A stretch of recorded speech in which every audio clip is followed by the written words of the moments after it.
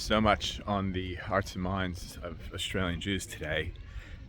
Deviating slightly from that topic for a moment, we're entering into semi-finals in the AFL, of course, and something struck me in a conversation that I was having with a friend who was sharing some insight where at surface level the reading and interpretation of who's doing what in AFL and how teams are performing, even with some of the public commentators presented in one way, and then having this insight, I would call it, through this in-depth conversation with this friend, really shined a different light and perspective.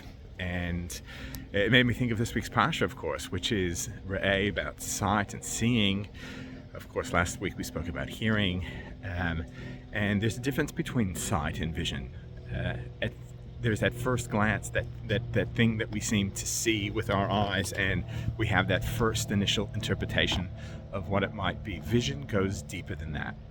And, in life, there are many things that we see at surface level, and draw conclusions and have interpretations and create themes and understandings and develop feelings based on that initial first sight.